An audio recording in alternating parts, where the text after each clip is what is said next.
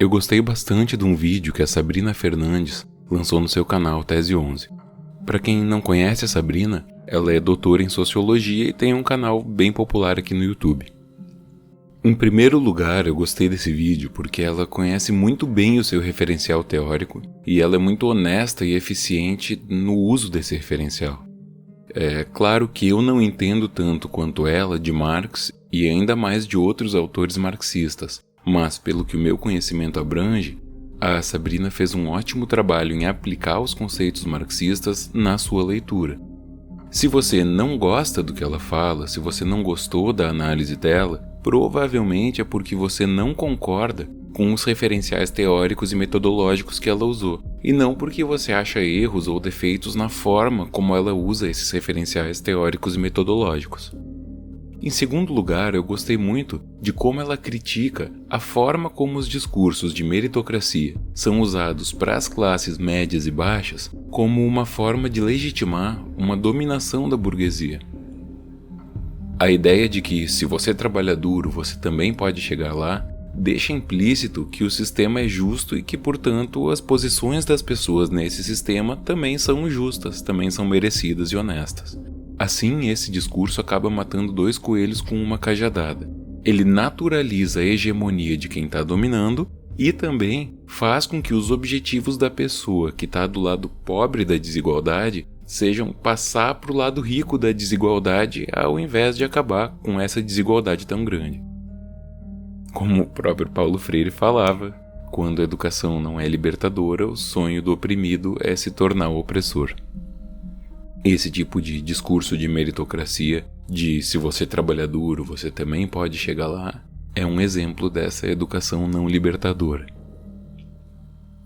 Então, como eu falei, a Sabrina faz um bom trabalho em definir o que ela está analisando através das categorias que ela usa para fazer essa análise. Ou seja, para ela, ser burguês é ter o capital. Para ela, ser burguês não é um jeito de falar, um jeito de vestir, um jeito de andar, um jeito de comer. Isso porque ser burguês não é um jeito de falar, um jeito de vestir, ou um jeito de andar, ou um jeito de comer.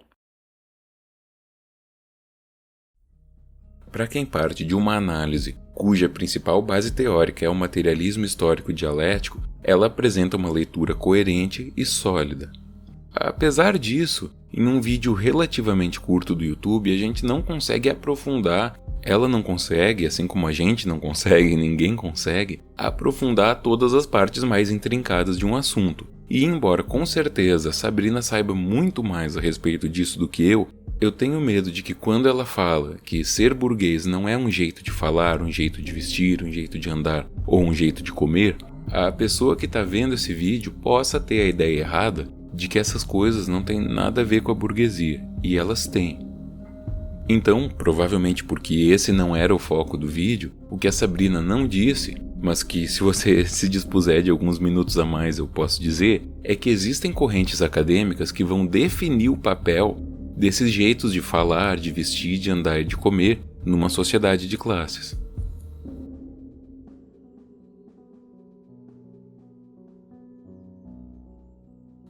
Eu vou falar de uns conceitos que eu aprendi lendo Pierre Bourdieu, que, assim como a Sabrina, era um sociólogo. Nos seus estudos sobre capital cultural, ele define que esses elementos culturais são formas de acentuar a diferenciação entre as classes e que essa diferença é usada como uma forma de legitimar a dominação daqueles que são dominantes.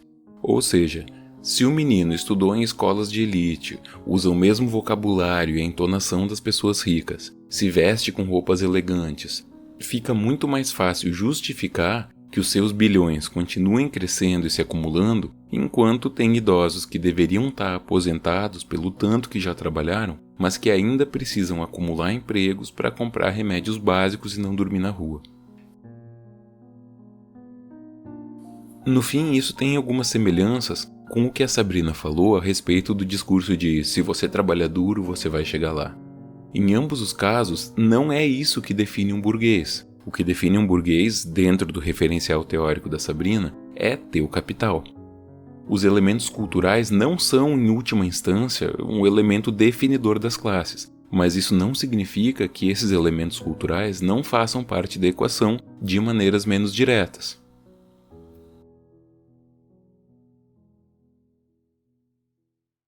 Isso tudo me lembra uma história que eu vivi na época da faculdade.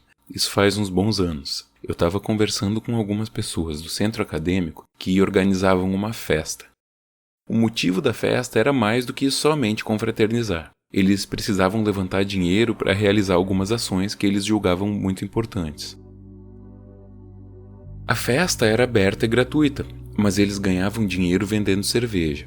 Isso foi há muito tempo e as coisas eram mais baratas naquela época. O centro acadêmico vendia 3 latas de cerveja por R$5. O problema é que essa era uma cerveja muito ruim. Na época eu ainda bebia e, assim como muitas outras pessoas, eu detestava essa cerveja.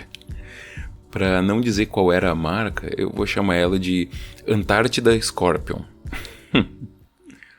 Sub-Zero wins. Flawless victory. Fatality. O que muitas pessoas faziam, assim como eu, era comprar outras cervejas um pouco melhores no supermercado e levar essas cervejas para beber na festa. Só que isso era ruim para o centro acadêmico, que não ganhava dinheiro vendendo cerveja para essas pessoas, e também era ruim para essas pessoas, porque depois de meia hora na festa, elas já estavam com as suas cervejas quentes. Aí eu dei a seguinte sugestão: por que não comprar, além da Antártida Scorpion, uma segunda opção de cerveja? Por exemplo, uma marca que eu vou chamar aqui de Stella Artois. Essa cerveja era um pouco mais cara, mas muitas pessoas que não gostavam da Antártida Scorpion gostavam dessa cerveja. Se o centro acadêmico vendesse 2 garrafas de Stella Artois por R$5, essa venda teria uma margem de lucro maior que a venda da Antártida. A festa lucraria mais e seria melhor para as pessoas que queriam beber uma cerveja um pouquinho melhor. Quando eu dei essa sugestão, a resposta foi um estrondoso não. A festa não era minha, ninguém lá me devia nada, portanto não tem problema nenhum em não acatarem a minha sugestão.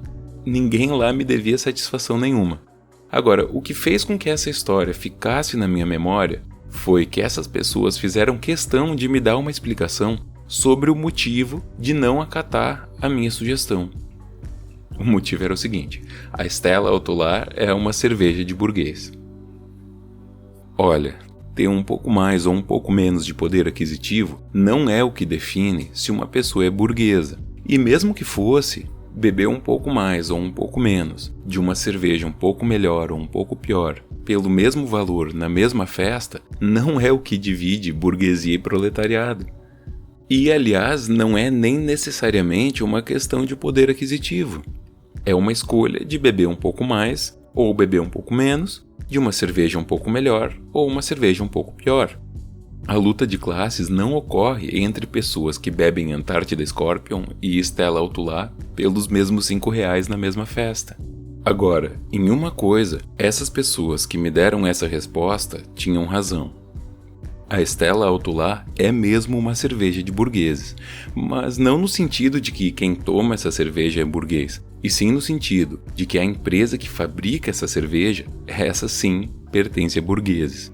Ela pertence à Ambev, e por sinal a Ambev também é dona da Antártida Scorpion. Enquanto se criava um atrito com as pessoas que preferiam beber Stella Artois, a Ambev lucrava ainda mais vendendo Antártida Scorpion.